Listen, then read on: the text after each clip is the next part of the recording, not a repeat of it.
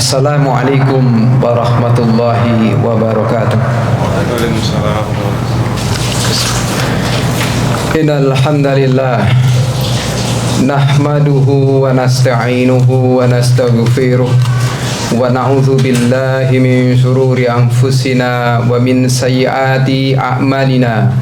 May yahdihillahu fala mudilla lahu wa may yudlil fala hadiyalah. Wa ashhadu an la ilaha illallah wahdahu la syarika lah wa ashhadu anna Muhammadan abduhu wa rasuluh. Allahumma salli wa sallim wa barik ala nabiyyina Muhammadin wa ala alihi wa ashabihi wa man tabi'ahum bi ihsanin ila yaumiddin. Ya ayyuhalladzina amanu taqullaha haqqa tuqatih wa la tamutunna illa wa antum muslimun. Ya ayyuhan nasu taqu rabbakumul ladzi khalaqakum min nafsin wahidah wa khalaqa minha zawjaha wa bassa minhuma rijalan katsiran wa nisaa wattaqullaha alladzi tasaaluna bihi wal arham innallaha kana 'alaikum raqiba. Ya ayyuhalladzina amanu taqullaha wa qulu qawlan sadida yuslih lakum a'malakum wa yaghfir lakum dhunubakum wa may yuti'illaha wa rasulahu faqad faza fawzan 'azima. Amma ba'du fa inna astaqal hadisi kitabullah wa khairal hadi hadi Muhammadin sallallahu alaihi wasallam wa syarrul umuri muhdatsatuha wa kullu muhdatsatin bid'ah wa kullu bid'atin dhalalah wa kullu dhalalatin finnar. Jamaah salat Jumat rahimani wa rahimakumullah. Setelah khatib menyampaikan beberapa ayat yang telah khatib sampaikan, dan dengan ayat itu pula Rasulullah dahulu selalu menyampaikan tentang wasiat takwa, yang salah satu di antaranya menekankan wala tamutunna illa wa antum muslimun, dan jangan sekali-kali kamu sekalian mati kecuali mati dalam keadaan muslimun. Sebagai seorang yang senantiasa berserah diri pada Allah, mentauhidkannya, menjadi seorang muslim yang sejati hingga ajal tiba nanti. Maka para jamaah, di kesempatan yang terbatas yang hari ini, khatib mengajak kita semuanya untuk menjadi orang yang cerdas.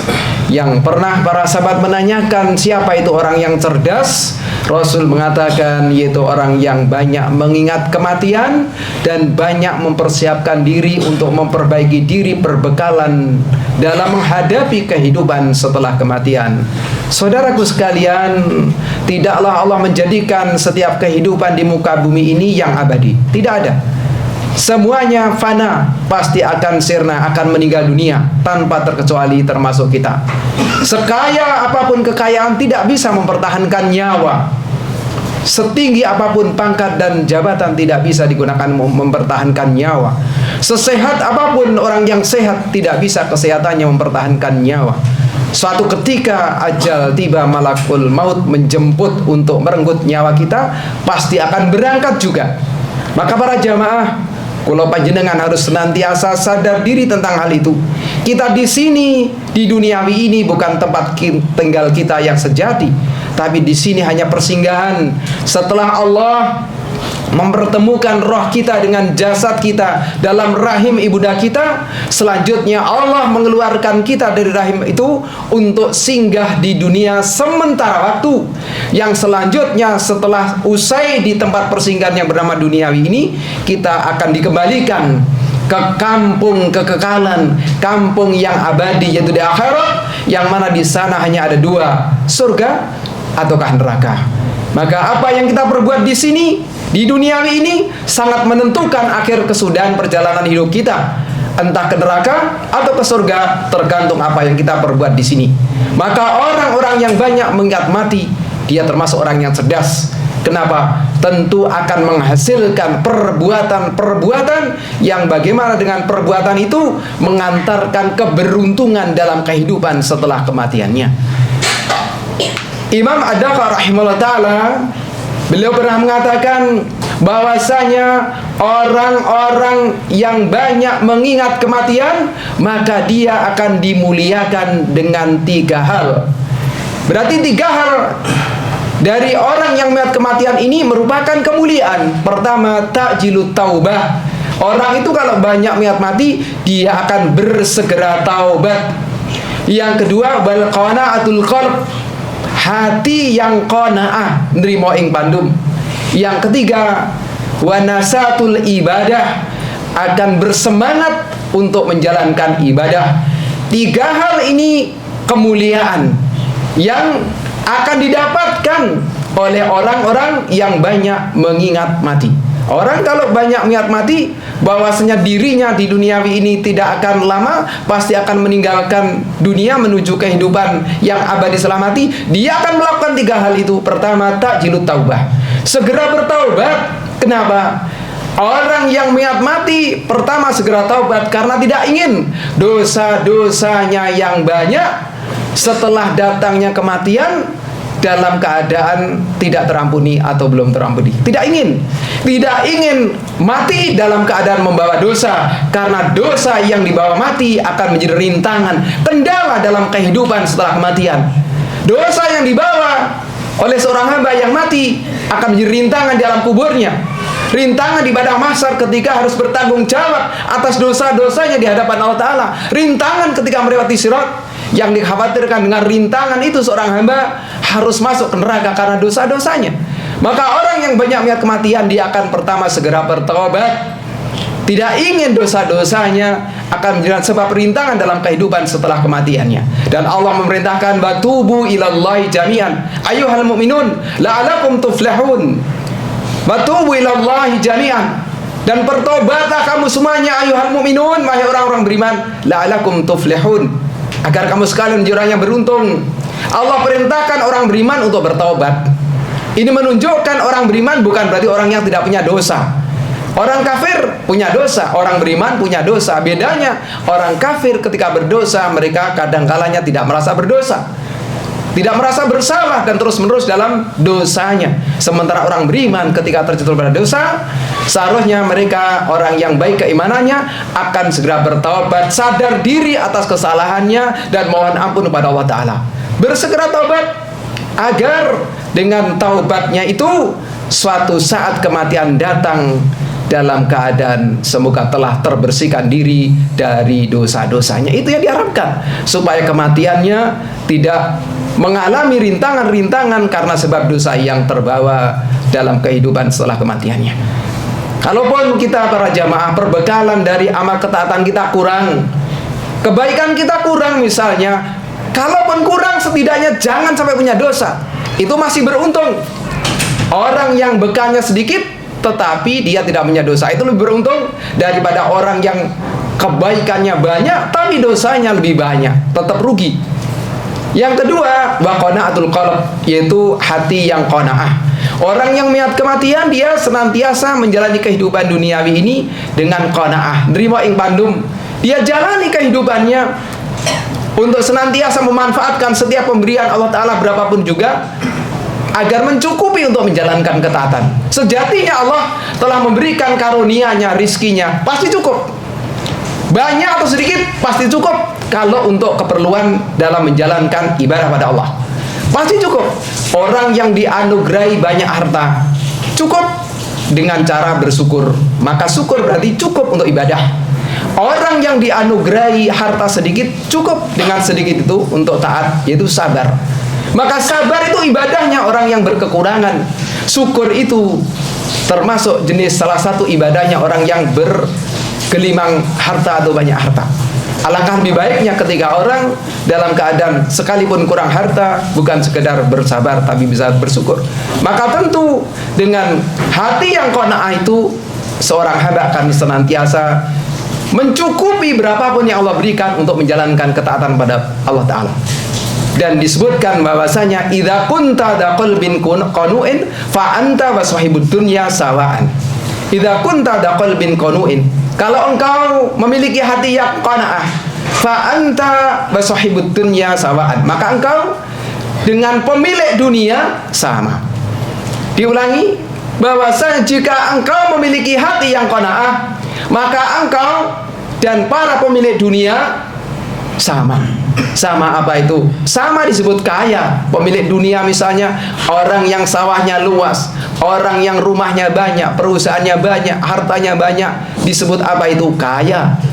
Orang yang hatinya qanaah juga disebut kaya. Sama disebut kaya walaupun hakikatnya beda. Kalau orang yang banyak harta, kaya harta. Tapi kalau orang yang qanaah itu kaya hati. Maka sejatinya kekayaan adalah kekayaan yang menghasilkan kebahagiaan dalam hati. Dan itu ada pada qanaah.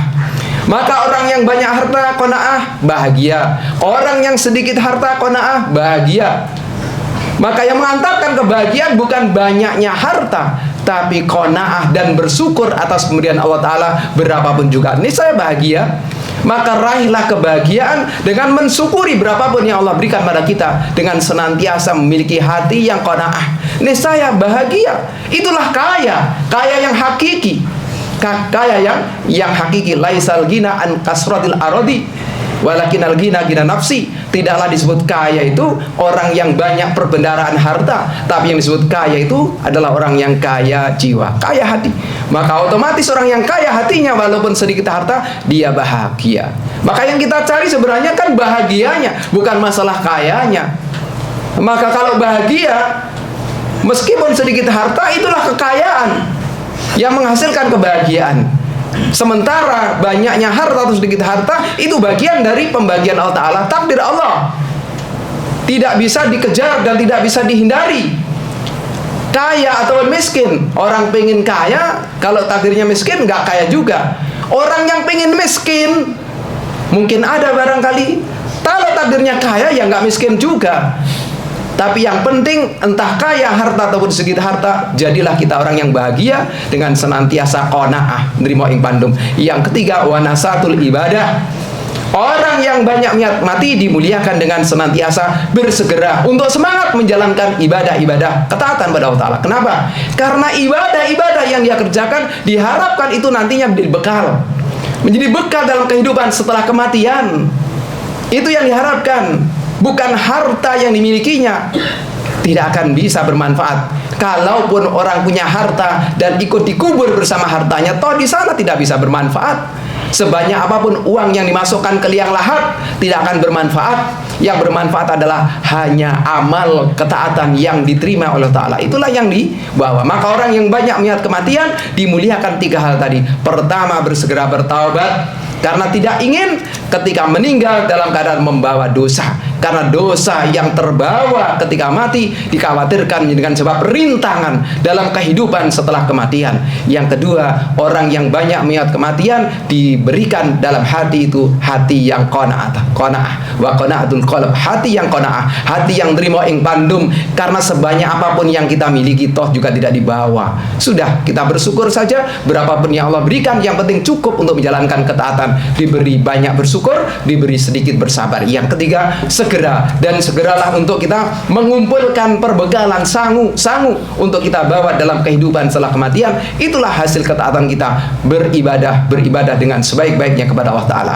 Ikhris ala ma yanfa'uka wasta'in billah wala ta'jas. Kata Rasulullah, ikhris, berkemauan keraslah kamu sekalian ala ma yanfa'uka, terhadap perkara-perkara yang bermanfaat bagimu. Wasta'in billah, dan senantiasa mohon pertolongan pada Allah Ta'ala, wala ta'jas, dan jangan lemah. Sementara di antara perkara yang sangat bermanfaat untuk kita, ibadah, maka bersemangatlah ibadah, karena itulah yang bermanfaat untuk kita dalam kehidupan setelah kematian kita nanti. Dan jangan lupa selalu monggo kita mohon pertolongan pada Allah Ta'ala agar dibantu untuk kuat dalam menjalankan ibadah, dibantu untuk segera bertaubat, dibantu memiliki hati yang qanaah, wala ta'jas, dan jangan lemah, jangan malas untuk senantiasa banyak bertaubat dan juga memperbanyak ketaatan mohon pada Allah Ta'ala. Aqulu qouli hadza wastaghfirullaha li wa lakum.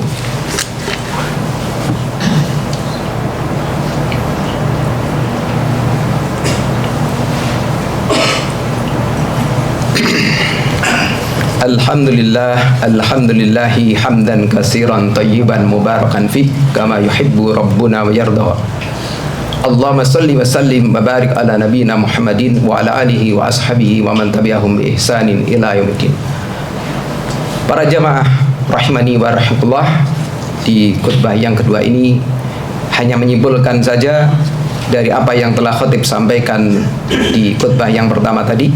Monggo kita senantiasa memperbanyak mengingat kematian, bukan untuk berputus asa, tapi untuk kita bersemangat dalam mempersiapkan diri kehidupan setelah kematian. Apa yang kita persiapkan? Pertama tadi, monggo kita segera bertaubat dari dosa dan kesalahan. Siapapun kita pasti pernah berdosa, maka solusinya agar terampuni dosa-dosa, bertaubat dengan segera, karena dikhawatirkan kematian datang lebih cepat sebelum taubat, maka segera bertaubat. Yang kedua, monggo kita qanaah, nrimo ing pandum atas pemberian Allah Ta'ala berapapun juga, niscaya bahagia. Yang ketiga, monggo kita segera meningkatkan amal ketaatan kita, menambah perbekalan kita dengan menjalankan perintah Allah setelah menjauhi larangannya. Semoga itu menjadi bekal terbaik sewaktu-waktu kita menghadap kepadanya.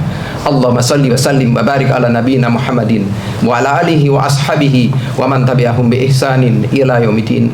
Walhamdulillahi rabbil alamin. Amin. Ya Allah, ya Tuhan kami semuanya hamba-Mu yang lemah sedang berkumpul di tempat-Mu yang mulia ini, ya Allah. Kami banyak dosa dan kesalahan, maka ampunilah seluruh dosa dan kesalahan kami, ya Allah. Ampuni seluruh dosa dan kesalahan kedua orang tua kami, ampuni seluruh dosa dan kesalahan guru-guru kami, ampuni seluruh dosa dan kesalahan seluruh orang-orang beriman, saudara-saudara kami.